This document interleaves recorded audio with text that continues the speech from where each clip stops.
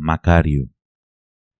Estoy sentado junto a la alcantarilla, aguardando a que salgan las ranas.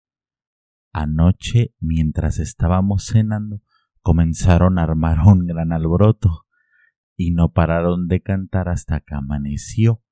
Mi madrina también dice eso, que la gritería de las ranas le espantó el sueño y ahora ella bien quisiera dormir, por eso me mandó a que me sentara aquí, junto a la alcantarilla, y me pusiera con una tabla en la mano para que cuanta rana saliera a pegar de brincos afuera, la palcuachara a tablazos. Las ranas son verdes de todo a todo, menos en la panza. Los sapos son negros. También los ojos de mi madrina son negros. Las ranas son buenas para hacer de comer con ellas. Los sapos no se comen, pero yo me los he comido también, aunque no se coman. Y saben igual que las ranas. Felipa es la que dice que es malo comer sapos. Felipa tiene los ojos verdes como los ojos de los gatos, y ella es la que me da de comer en la cocina cada vez que me toca comer. Ella no quiere que yo perjudique a las ranas, pero a todo esto es mi madrina la que me manda a hacer las cosas. Yo quiero más a Felipa que a mi madrina, pero es mi madrina la que saca el dinero de su bolsa para que Felipa compre todo lo de la comedera. Felipa solo se está en la cocina arreglando la comida de los tres, no hace otra cosa, desde que yo la conozco. Lo de lavar los trastes a mí me toca. Lo de acarrear leña para prender el fogón también a mí me toca. Luego es mi madrina la que nos reparte la comida. Después de comer, ella hace con sus manos 2 montoncitos, uno para Felipa y otro para mí. Pero a veces Felipa no tiene ganas de comer y entonces son para mí los 2 montoncitos. Por eso quiero yo a Felipa, porque yo siempre tengo hambre y no me lleno nunca, ni aun comiéndome la comida de ella. Aunque digan que uno se llena comiendo, yo sé bien que no me lleno por más que coma todo lo que me den, y Felipa también sabe eso. Dicen en la calle que yo estoy loco porque jamás se me acaba el hambre. Mi madrina ha oído que eso dicen, yo no lo he oído. Mi madrina no me deja salir solo a la calle. Cuando me saca a dar la vuelta es para llevarme a la iglesia a oír misa. Allí me acomoda cerquita de ella y me amarra las manos con la barba de su rebozo. Yo no sé por qué me amarra mis manos, pero dice que porque dizque luego hago locuras. Un día inventaron que yo andaba ahorcando a alguien, que le apreté el pescuezo a una señora, nada más por no más. Yo no me acuerdo, pero a todo esto es mi madrina la que dice lo que yo hago y ella nunca anda con mentiras. Cuando me llama a comer es para darme mi parte de comida y no como otra gente que me invitaba a comer con ellos y luego me les acercaba y me aperdiaban hasta hacerme correr sin comida ni nada. No, mi madrina me trata bien, por eso estoy contento en su casa. Además, aquí vive Felipa. Felipa es muy buena conmigo, por eso la quiero. La leche de Felipa es dulce como las flores del obelisco. Yo he bebido leche de chiva y también de puerca recién parida, pero no es igual de buena que la leche de Felipa. Ahora ya hace mucho tiempo que no me da a chupar de los bultos esos que ella tiene donde tenemos solamente las costillas y de a donde le sale, sabiendo sacarla, una leche mejor que la que nos da mi madrina con el almuerzo de los domingos. Felipa antes iba todas las noches al cuarto donde yo duermo y se arrimaba conmigo, acostándose encima de mí o echándose a un ladito. Luego se las ajuareaba para que yo pudiera chupar de aquella leche dulce y caliente que se dejaba venir en chorros por la lengua. Muchas veces he comido flores del obelisco para entretener el hambre y la leche de Felipa era de ese sabor, solo que a mí me gustaba más, porque al mismo tiempo que me pasaba los tragos, Felipa me hacía cosquillas por todas partes.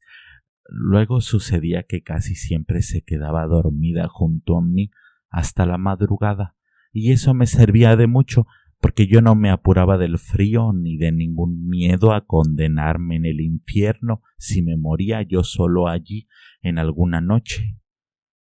A veces no le tengo tanto miedo al infierno, pero a veces sí. Luego me gusta darme mis buenos sustos con eso de que me voy a ir al infierno cualquier día de estos, por tener la cabeza tan dura y por gustarme dar de cabezazos contra los primero que se me encuentra. Pero viene Felipa y me espanta mis miedos, me hace cosquillas con su mano como ella sabe hacerlo y me ataja el miedo ese que tengo de morirme, y por un ratito hasta se me olvida. Felipa dice cuando tiene ganas de estar conmigo que ella le contará al Señor todos mis pecados, que irá al cielo muy pronto y platicará con él, platicándole que me perdone toda la mucha maldad que me llena el cuerpo de arriba abajo. Ella le dirá que me perdone para que yo no me preocupe más. Por eso se confiesa todos los días, no porque ella sea mala, sino porque yo estoy repleto por dentro de demonios, y tiene que sacarme esos chamucos del cuerpo confesándose por mí todos los días, todas las tardes de todos los días. Por toda la vida ella me hará ese favor. Eso dice Felipa, por eso yo la quiero tanto. Sin embargo, lo de tener la cabeza así de dura es la gran cosa. Uno da de topes contra los pilares del corredor horas enteras y la cabeza no se hace nada, aguanta sin quebrarse, y uno da de topes contra el suelo, primero despacito, después más recio, y aquello suena como un tambor, igual que el tambor que anda con la chirimia, cuando viene la chirimia a la función del Señor, y entonces uno está en la iglesia amarrado a la madrina, oyendo afuera el tum, tum del tambor. Y mi madrina dice que si en mi cuarto hay chinches y cucarachas y alacranes es porque voy a ir a arder en el infierno si sigo con mis mañas de pegarle al suelo con mi cabeza. Pero lo que yo quiero es oír el tambor. Eso es lo que ella debería saber, oírlo como cuando uno está en la iglesia esperando salir pronto a la calle para ver cómo es que aquel tambor se oye de tan lejos hasta el hondo de la iglesia y por encima de las condenaciones del señor cura. El camino de las cosas buenas está lleno de luz. El camino de las cosas malas es oscuro. Eso dice el señor cura. Yo me levanto y salgo de mi cuarto cuando todavía está a oscuras. Barro la calle y me meto otra vez en mi cuarto antes de que me agarre la luz del día. En la calle suceden cosas. Sobra quien lo descalabre a pedradas apenas lo vean a uno. Llueven piedras grandes y filosas por todas partes, y luego hay que remendar la camisa y esperar muchos días a que se remienden las rajaduras de la cara o de las rodillas, y aguantar otra vez que le arrimen a uno las manos, porque si no ellas corren a arrancar la costra del remiendo y vuelve a salir el chorro de sangre. Ahora que la sangre también tiene buen sabor, aunque eso sí, no se parece al sabor de la leche de Felipa. Yo, por eso, para que no me apedren, me vivo siempre metido en mi casa. Enseguida que me dan de comer, me encierro en mi cuarto y atranco bien la puerta para que no den conmigo los pecados, mirando que aquello está a oscuras, y ni siquiera prendo el ocote para ver por dónde se me andan subiendo las cucarachas. Ahora me estoy quietecito, me acuesto sobre mis costales y en cuanto siento a alguna cucaracha caminar con sus patas rasposas por mi pescuezo, le doy un manotazo y la aplasto. Pero no prendo el ocote, no vaya a suceder que me encuentren desprevenido los pecados por andar con el ocote prendido buscando todas las cucarachas que se meten debajo de mi comida. Las cucarachas truenan como saltapericos cuando uno las destripa. Los grillos no sé si truenen. A los grillos nunca los mato. Felipa dice que los grillos hacen ruido siempre sin parar ni a respirar, para que no se oigan los gritos de las ánimas que están en pena en el purgatorio. El día en que se acaben los grillos, el mundo se llenará de los gritos de las ánimas santas y todos echaremos a correr espantados por el susto. Además, a mí me gusta mucho estarme con la oreja parada oyendo el ruido de los grillos. En mi cuarto hay muchos. Tal vez haya más grillos que cucarachas aquí entre las arrugas de los costales donde yo me acuesto. También hay alacranes. Cada rato se dejan caer del techo y uno tiene que esperar sin resollar a que ellos hagan su recorrido por encima de uno hasta llegar al suelo, porque si algún brazo se mueve o empiezan a temblarle uno los huesos, se siente enseguida el ardor del piquete. Eso duele. A Felipa le picó una vez uno en una nalga. Se puso a llorar y a gritarle con gritos queditos a la Virgen Santísima para que no se le echara a perder su nalga. Yo le unté saliva. Toda la noche me la pasé untándole saliva y rezando con ella, y hubo un rato cuando vi que no se aliviaba con mi remedio, que yo también le ayudé a llorar con mis ojos todo lo que pude.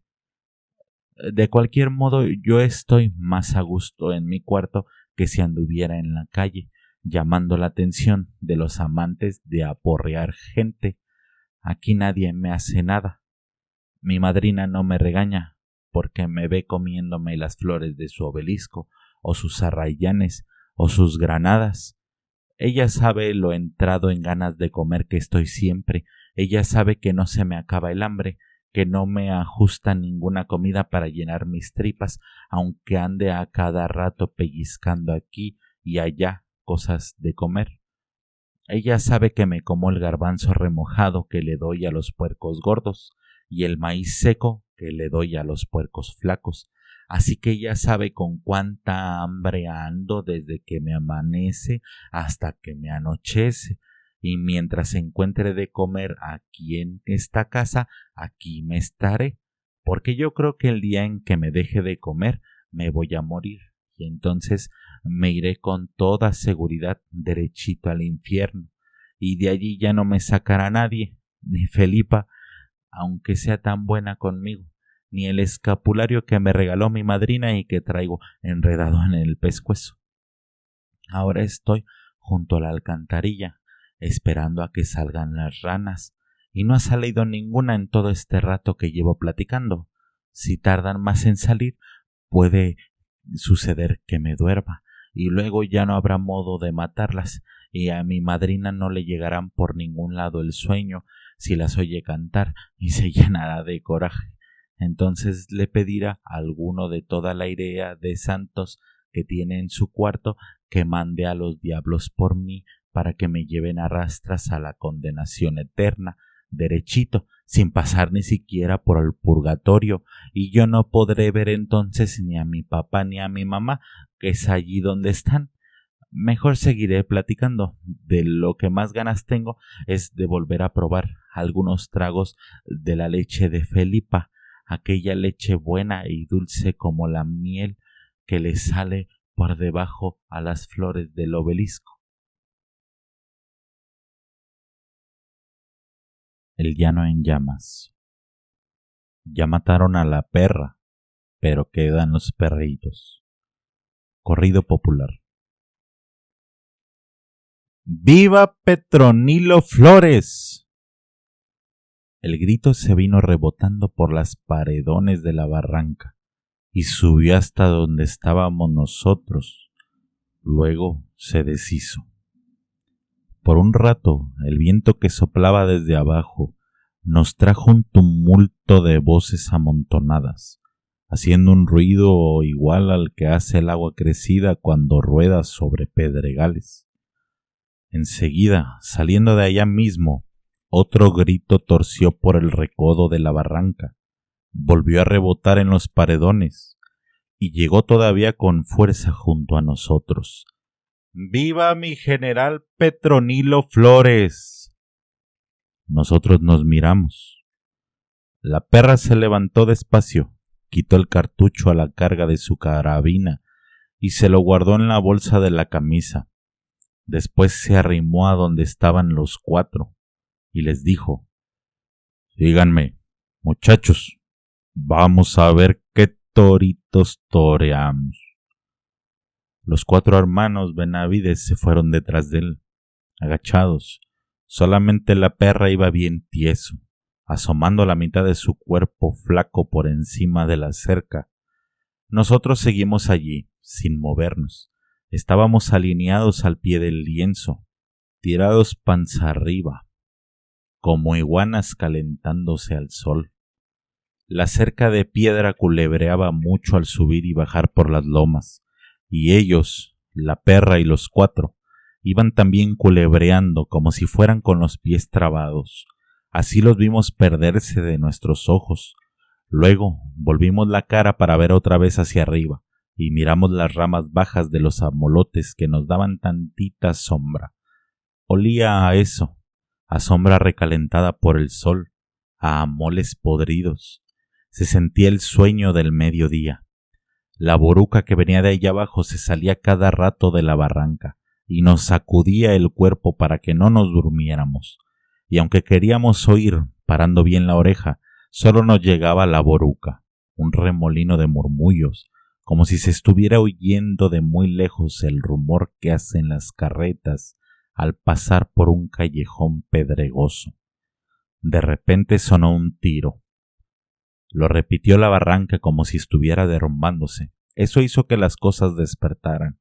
Volaron los totochilos, esos pájaros colorados que habíamos estado viendo jugar entre los amoles. Enseguida las chicharras, que se habían dormido a ras del mediodía, también despertaron llenando la tierra de rechinidos. «¿Qué fue?», preguntó Pedro Zamora, todavía medio amodorrado por la siesta.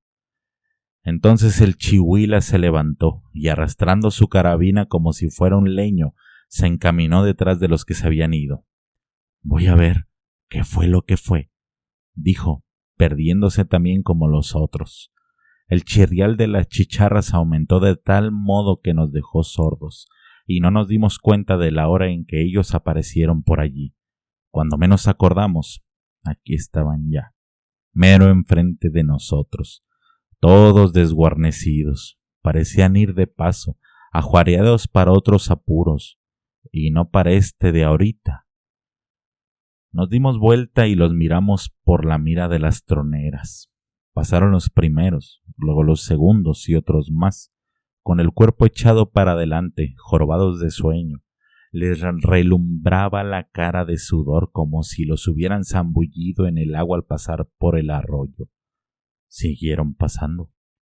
Llegó la señal, se oyó un chiflido largo y comenzó la tracatera allá lejos, por donde se había ido la perra. Luego siguió aquí. Fue fácil, casi tapaba en el agujero de las troneras con su bulto, de modo que aquello era como tirarles a boca de jarro y hacerles pegar tamaño respingo de la vida a la muerte, sin que apenas se dieran cuenta. Pero esto duró muy poquito, si acaso la primera y la segunda descarga.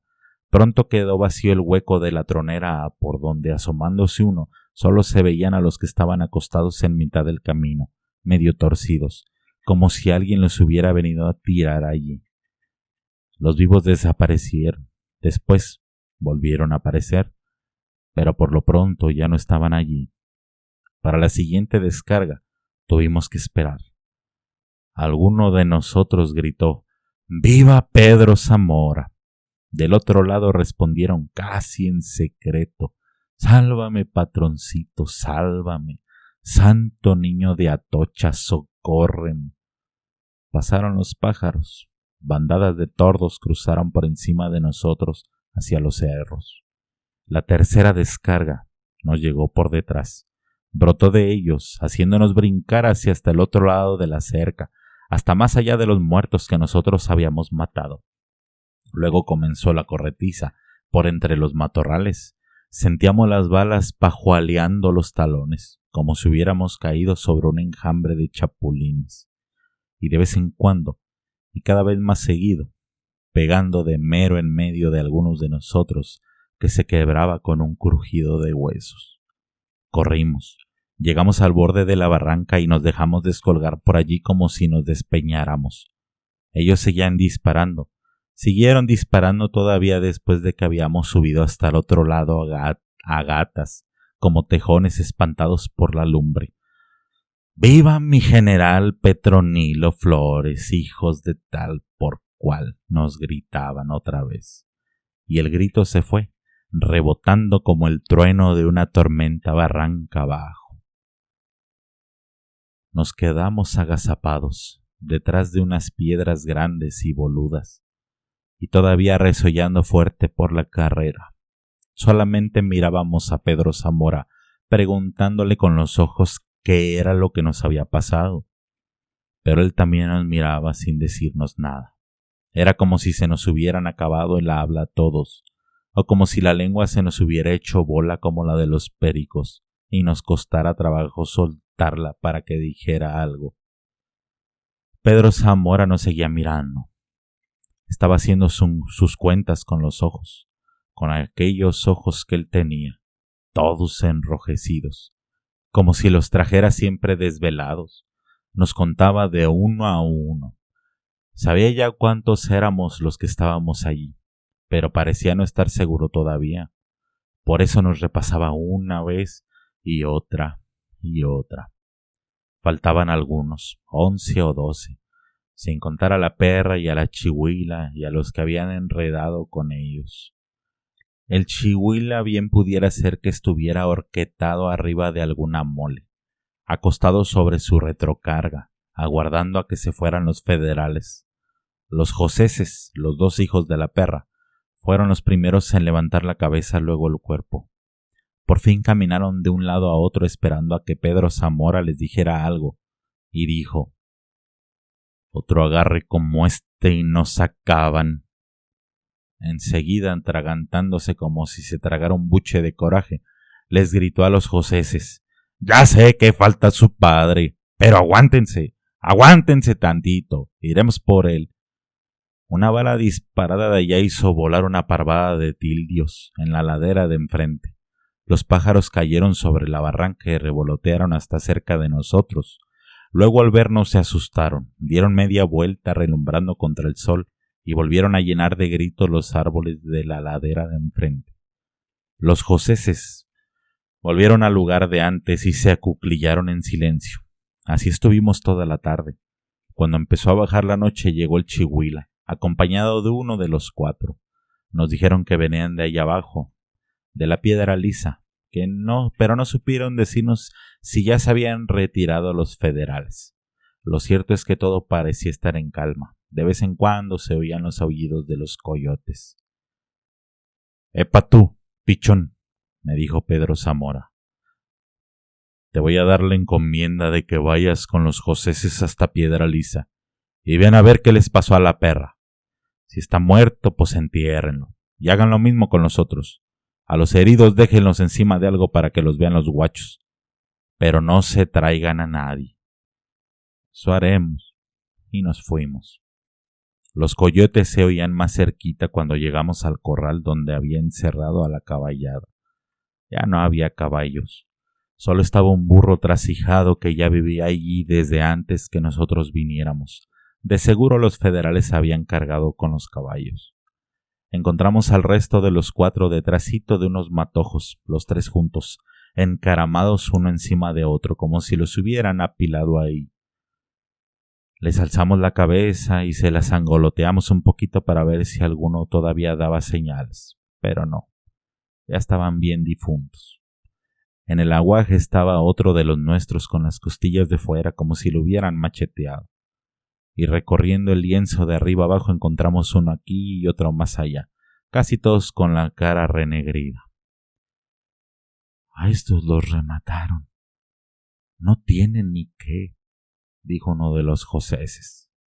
Nos pusimos a buscar a la perra, a no hacer caso de ningún otro sino de encontrar a la mentada perra. No dimos con él. Se lo han de haber llevado, pensamos. Se lo han de haber llevado para enseñárselo al gobierno. Pero aún así, seguimos buscando por todas partes. Entre el rastrojo, los coyotes seguían aullando. Siguieron aullando toda la noche. Pocos días después, en la armería, al ir pasando el río, nos volvimos a encontrar con Petronilo Flores. Dimos marcha atrás, pero ya era tarde. Fue como si nos fusilaran. Pedro Zamora pasó por delante haciendo galopar aquel macho barcino y chaparrito que era el mejor animal que yo había conocido. Y detrás de él, nosotros en manada, agachados sobre el pescuezo de los caballos. De todos modos, la matazón fue grande. No me di cuenta de pronto porque me hundí en el río debajo de mi caballo muerto, y la corriente nos arrastró a los dos, lejos, hasta un remanso bajito de agua y lleno de arena. Aquel fue el último agarre que tuvimos con las fuerzas de Petronilo Flores. Después ya no peleamos. Para decir mejor las cosas, ya teníamos algún tiempo sin pelear, solo de andar huyendo de bulto. Por eso resolvimos remontarnos los pocos que quedamos, echándonos al cerro para escondernos de la persecución. Y acabamos por ser un grupito tan ralos que ya nadie nos tenía miedo. Ya nadie corría gritando: ¡ahí vienen los de Zamora! Había vuelto la paz al Llano Grande. Pero no por mucho. Hacía cosa de 8 meses que estábamos escondidos en el escondrijo del cañón del Tocín, allí donde el río Armería se encajona durante muchas horas para dejarse caer sobre la costa. Esperábamos dejar pasar los años para luego volver al mundo, cuando ya nadie se acordara de nosotros. Habíamos comenzado a criar gallinas y de vez en cuando subíamos a la sierra en busca de venados. Éramos 5, casi 4, porque a uno de los joseses se le había engangrenado una pierna por el balazo que le dieron allá abajito de la nalga. Allá cuando nos balacearon por detrás. Estábamos allí, empezando a sentir que ya no servíamos para nada, y de no saber que nos colgarían a todos, hubiéramos ido a pacificarnos. Pero en eso apareció un tal Armancio Alcalá, que era el que le hacía los recados a las cartas de Pedro Zamora. Fue de mañanita, mientras nos ocupábamos en desatar una vaca, cuando oímos el pitido del cuerno. Venía de muy lejos, pero por el rumbo del llano. Pasado un rato volvió a oírse. Era como el bramido de un toro, primero agudo, luego ronco, luego otra vez agudo. El eco lo largaba más y lo traía aquí cerca hasta que el ronroneo del río lo apagaba. Y ya estaba para salir el sol, cuando el tal Alcalá se dejó ver asomándose por entre los sabinos. Traía terciadas 2 carrilleras con cartucho del 44, y en las ancas de su caballo venía atravesando un montón de rifles como si fuera una maleta. Se apeó del macho, nos repartió las carabinas y volvió a hacer la maleta con la que le sobraba. Si no tienen nada urgente que hacer de hoy a mañana, pónganse listos para salir de San Buenaventura. Allí los está aguardando Pedro Zamora. Mientras, yo voy un poquito más abajo a buscar a los zanates. Luego volveré. Al día siguiente volvió, ya de atardecida. Y sí, con él venían los zanates. Se le veía la cara aprieta entre el pardear de la tarde. También venían otros 3 que no conocíamos. En el camino conseguiremos caballos, nos dijo, y lo seguimos. Desde mucho antes de llegar a San Buenaventura nos dimos cuenta de que los ranchos estaban ardiendo. De las trojes de la hacienda se alzaba más alta la llamarada, como si estuviera quemándose un charco de aguarras. Las chispas volaban y se hacían rosca en la oscuridad del cielo, formando grandes nubes alumbradas. Seguimos caminando de enfrente, encandilados por la luminaria de San Buenaventura, como si algo nos dijera que nuestro trabajo era estar allí, para acabar con lo que quedara. pero no habíamos alcanzado a llegar cuando encontramos a los primeros de a caballo que venían al trote, con la soga morreada en la cabeza de la silla y tirando unos de hombres pialados que, en ratos, todavía caminaban sobre sus manos, y otros de hombres a los que ya se les había caído las manos y traían descolgada la cabeza. Los miramos pasar. Más atrás venía Pedro Zamora y mucha gente a caballo, mucha más gente que nunca. Nos dio gusto. Daba gusto mirar aquella larga fila de hombres cruzando el llano grande otra vez, como en los tiempos buenos, como al principio, cuando nos habíamos levantado de la tierra como huizapoles maduros aventados por el viento, para llenar de terror a todos los alrededores del llano. Hubo un tiempo que así fue, y ahora parecía volver. De allí nos encaminamos hacia San Pedro. Le prendimos fuego y luego emprendimos rumbo al Petacal. Era la época en que el maíz ya estaba por piscarse y las milpas se veían secas y dobladas por los ventarrones que soplan por ese tiempo sobre el llano. Así que se veía muy bonito ver caminar el fuego en los potreros, ver hecho una pura brasa casi todo el llano en la quemazón aquella, con el humo ondulando para arriba, aquel humo oloroso y carrizo y a miel, porque la lumbre había llegado también a los cañaverales. Y de entre el humo íbamos saliendo nosotros como espantajos, con la cara tiznada, arriando ganado de aquí y de allá para juntarlo en algún lugar y quitarle el pellejo. Esa era ahora nuestro negocio, los cueros de ganado. Porque como nos dijo Pedro Zamora, esta revolución la vamos a hacer con el dinero de los ricos. Ellos pagarán las armas y los gastos que cueste esta revolución que estamos haciendo. Y aunque no tenemos por ahorita ninguna bandera por qué pelear, debemos apurarnos a amontonar el dinero, para que cuando vengan las tropas del gobierno, vean que somos poderosos. Eso nos dijo. Y cuando al fin volvieron las tropas se soltaron matándonos otra vez como antes, aunque no con la misma facilidad. Ahora se veía leguas que nos tenían miedo, pero nosotros también les teníamos miedo.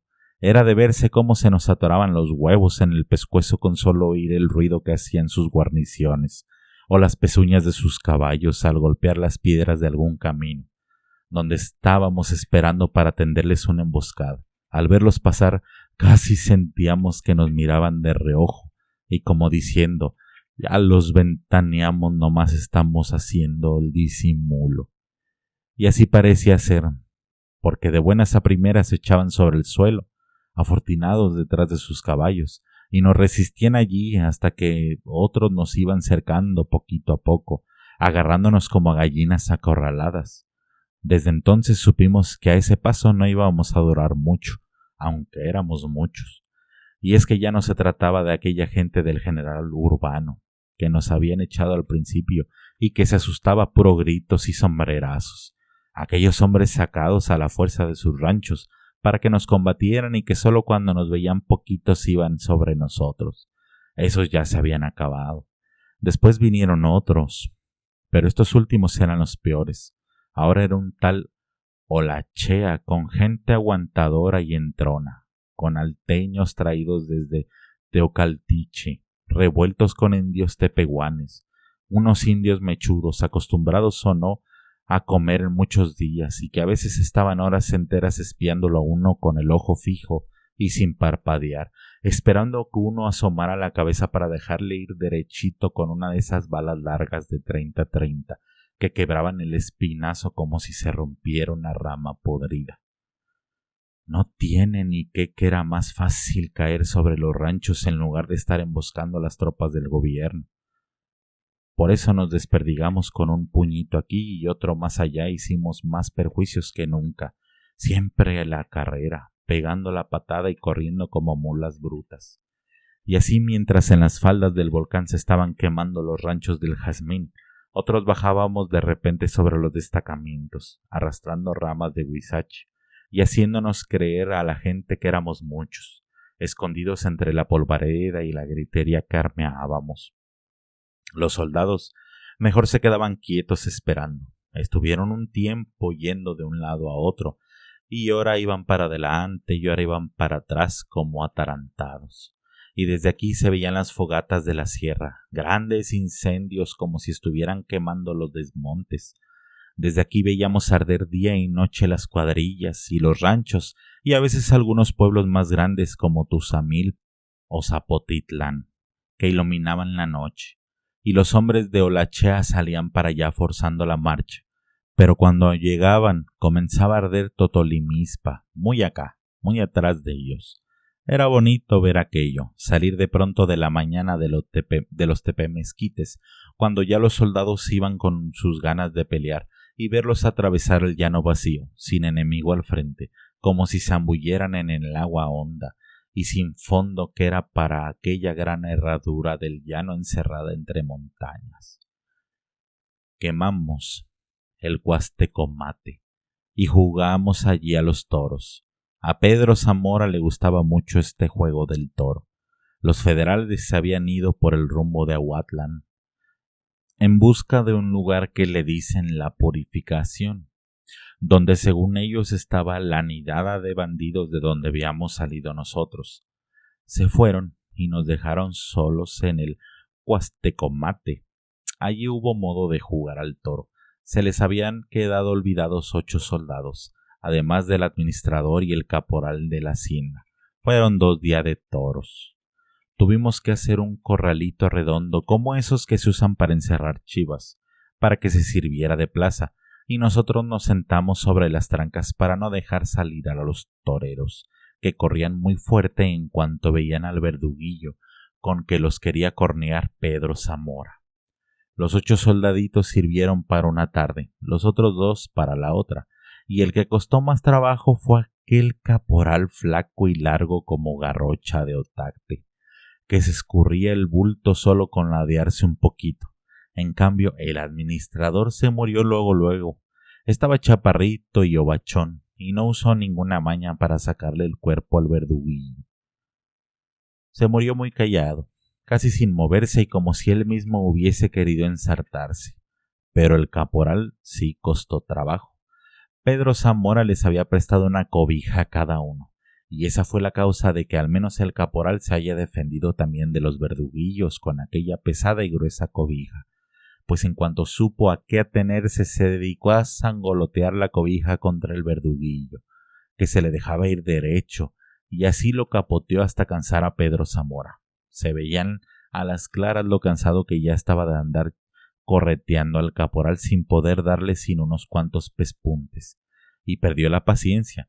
Dejó las cosas como estaban, y de repente, en lugar de tirar derecho como lo hacen los toros, le buscó el del Cuastecomate las costillas con el verduguillo, haciéndole a un lado la cobija con la otra mano.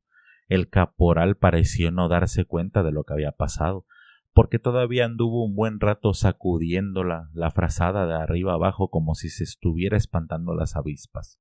Solo cuando vio su sangre darle vueltas por la cintura dejó de moverse. Se asustó y trató de taparse con sus dedos el agujero que se le había hecho en las costillas, por donde le salía un solo chorro, la cosa aquella colorada que lo hacía ponerse más descolorido. Luego se quedó tirado en medio del corral mirándonos a todos, y allí se estuvo hasta que lo colgamos, porque de otra manera hubiera tardado mucho en morirse. Desde entonces Pedro Zamora jugó al toro más seguido, mientras hubo modo. Por ese tiempo casi todos éramos abajeños, desde Pedro Zamora para abajo. Después se nos juntó gente de otras partes, los indios güeros de Zocoalco, zanconzontes y con caras como de recozón, y aquellos otros de la tierra fría que se decían Mazamitla, y que siempre andaban ensarapados como si a todas horas estuviera cayendo el aguanieve. A estos últimos se les quitaba el hambre con el calor y por eso Pedro Zamora los mandó a cuidar el puerto de los volcanes, allá arriba, donde no había sino pura arena y rocas lavadas por el viento. Pero los indios güeros pronto se encariñaron con Pedro Zamora y no se quisieron separar de él. Iban siempre pegaditos a él, haciéndole sombra y todos los mandados que él quisiera que hiciera. A veces hasta se robaban a las mejores muchachas que había en los pueblos para que él se encargara de ellas. Me acuerdo muy bien de todo, de las noches que pasábamos en la sierra caminando sin hacer ruido y con muchas ganas de dormir cuando ya las tropas nos seguían de muy cerquita el rastro. Todavía veo a Pedro Zamora con su cobija solferina enrollada en los hombros, cuidando que ninguno se quedara rezagado. ¡Epa tú, Pitacio! Métele espuelas a ese caballo, y usted no se me duerma, Recendis, que lo necesito para platicar. Sí, él nos cuidaba. Íbamos caminando mero en medio de la noche con los ojos aturdidos de sueño, y con la idea ida. Pero él, que nos conocía a todos, nos hablaba para que levantáramos la cabeza. Sentíamos aquellos ojos bien abiertos de él, que no dormían, y que estaban acostumbrados a ver de noche, y a conocer en lo oscuro. Nos contaba a todos, de uno en uno, como quien está contando el dinero. Luego se iba a nuestro lado, oíamos las pisadas de su caballo, y sabíamos que sus ojos estaban siempre alertas. Por eso todos, sin quejarnos del frío ni del sueño que hacía, callados, lo seguíamos como si estuviéramos ciegos. Pero la cosa se descompuso por completo desde el descarrilamiento del tren en la cuesta de Sayula. De no haber sucedido eso, quizá todavía estuviéramos vivos. Pedro Zamora y el Chino Arias y el Chihuila y otros tantos, y la revuelta hubiera seguido por el buen camino. Pero Pedro Zamora le picó la cresta al gobierno con aquel descarrilamiento del tren de Sayula. Todavía veo las luces de las llamaradas que se alzaban allí donde nos apilaron los cuerpos. Todavía veo las luces de las llamaradas que se alzaban allí donde apilaron a los muertos. Los juntábamos con palas o los hacían rodar como troncos hasta el fondo de la cuesta. Y cuando el montón se hacía grande, los empapábamos con petróleo y le prendían fuego. La gedentina se la llevaba el aire muy lejos, y muchos días después todavía se sentía el olor a muerto chamuscado. Tantito antes no sabíamos bien a bien lo que iba a suceder.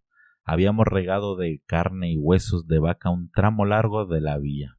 Y por si esto fuera poco, habíamos abierto los rieles allí donde el tren iría a entrar en la curva. Hicimos eso y esperamos. La madrugada estaba comenzando a dar a luz a las cosas.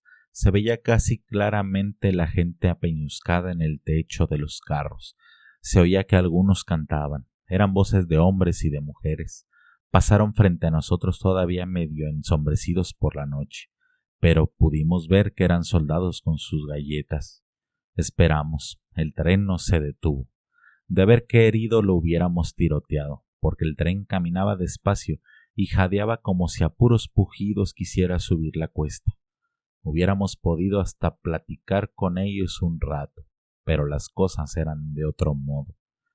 Ellos empezaron a darse cuenta de lo que les pasaba cuando sintieron bambolearse los carros, cimbrarse el tren como si alguien lo estuviera sacudiendo.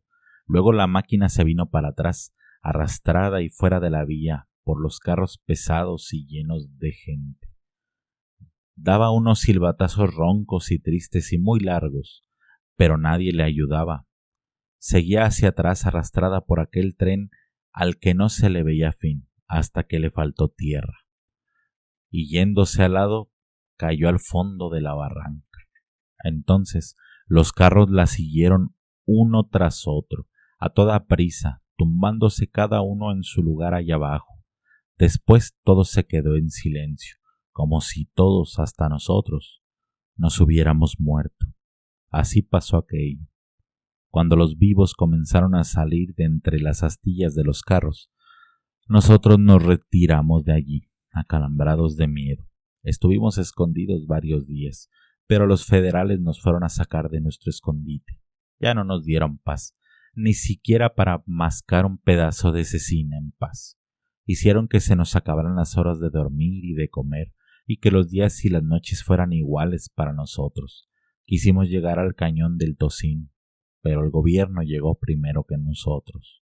Faldeamos el volcán, subimos a los montes más altos, y allí, en ese lugar que le dicen el camino de Dios, encontramos otra vez al gobierno tirando a matar. Sentíamos cómo bajaban las balas sobre nosotros, en rachas apretadas, calentando el aire que nos rodeaba, y hasta las piedras detrás de las que nos escondíamos se hacían trizas una tras otra como si fueran terrones. Supimos que eran ametralladoras, aquellas carabinas con que disparaban ahora sobre nosotros y que dejaban hecho una coladera el cuerpo de uno. Pero entonces creíamos que eran muchos soldados, por miles, y todo lo que queríamos era correr de ellos. Corrimos lo que pudimos. En el camino de Dios se quedó el chihuila, atejonado detrás de un madroño, con la cobija envuelta en el pescuezo como si se estuviera defendiendo del frío. Se nos quedó mirando cuando nos pasamos cada quien por su lado para repartirnos la muerte, y él parecía estar riéndose de nosotros con sus dientes pelones, colorados de sangre. Aquella desparramada que nos dimos fue buena para muchos, pero a otros les fue mal. Era raro que nos viéramos colgando de los pies a alguno de nuestros en cualquier palo de algún camino. Allí duraban hasta que se hacían viejos y se arriscaban como pellejos sin curtir. Los opilotes se los comían por dentro, sacándole las tripas hasta dejar la pura cáscara, y como los colgaban alto, allí se estaban campaneándose al soplo del aire muchos días, a veces meses. A veces ya nada más las puras tirlangas de los pantalones bulliéndose con el viento, como si se les hubieran puesto a secar allí, y uno sentía que la cosa ahora sí iba de a de veras, al ver aquello. Algunos ganamos para el Cerro Grande. Arrastrándonos como víboras pasamos el tiempo mirando hacia el llano, hacia aquella tierra de allá abajo donde habíamos nacido y vivido y donde ahora nos estaban aguardando para matarnos. A veces hasta nos asustaba la sombra de las nubes. Hubiéramos ido de buena gana decirle a alguien que ya no éramos gente de pleito, que nos dejaran estar en paz, pero de tanto daño que hicimos por un lado y otro, la gente se había vuelto matrera y lo único que habíamos logrado era agenciarnos enemigos. Hasta los indios de acá arriba ya no nos querían. Dijeron que les habíamos matado sus animalitos, y ahora cargan armas que les dio el gobierno y nos han mandado decir que nos matarán en cuanto nos vean. No queremos verlos, pero si los vemos los matamos, nos mandaron decir. De ese modo se nos fueron acabando la tierra. Casi no nos quedaba ya ni el pedazo que pudiéramos necesitar para que nos enterraran. Por eso decidimos separarnos los últimos, cada quien arrendando por distinto rumbo. Con Pedro Zamora anduve cosa de 5 años, días buenos, días malos, se ajustaron 5 años. Después ya no lo volví a ver. Dicen que se fue a México detrás de una mujer y que por allá lo mataron. Algunos estuvimos esperando a que regresara, que cualquier día apareciera de nuevo para volvernos a levantar en armas, pero nos cansamos de esperar. Es todavía la hora en que no ha vuelto. Lo mataron por allá. Uno que estuvo conmigo en la cárcel me contó eso de que lo habían matado. Yo salí de la cárcel hace 3 años. Me castigaron allí por muchos delitos, pero no porque hubiera andado con Pedro Zamora. Eso no lo supieron ellos. Me agarraron por otras cosas, entre otras por la mala costumbre que yo tenía de robar muchachas. Ahora vive conmigo una de ellas, quizá la mejor y más buena de todas las mujeres que hay en el mundo, la que estaba allí afuerita de la cárcel, esperando quién sabe desde cuándo que me soltaran. Pichón, te estoy esperando a ti, me dijo. Ahí está. Yo entonces pensé que me esperaban para matarme. Allá como entre sueños me acordé de quién era ella. Volví a sentir el agua fría de la tormenta que estaba cayendo sobre Tecalpana. Esa noche que entramos allí y arrasamos al pueblo. Casi estaba seguro de que su padre era aquel viejo al que le dimos su aplaque cuando íbamos de salida, al que alguno de nosotros le descerrajó un tiro en la cabeza, mientras yo me echaba a su hija sobre la silla del caballo, y le daba unos cuantos coscorrones para que se calmara y no me siguiera mordiendo. Era una muchachita de unos 14 años, de ojos bonitos. Me dio mucha guerra y me costó buen trabajo amansarla. Te he estado esperando desde hace mucho tiempo, me dijo después. Tengo un hijo tuyo. Y apuntó con el dedo a un muchacho largo con los ojos azorados. Quítate el sombrero para que te vea tu padre. Y el muchacho se quitó el sombrero. Era igualito a mí, y con algo de maldad en la mirada. Algo de eso tenía que haber sacado de su padre. También a él le dicen el pichón. Volvió a decir la mujer, aquella que ahora es mi mujer. Pero él no es ningún bandido ni ningún asesino. Él es gente buena. Yo agaché la cabeza.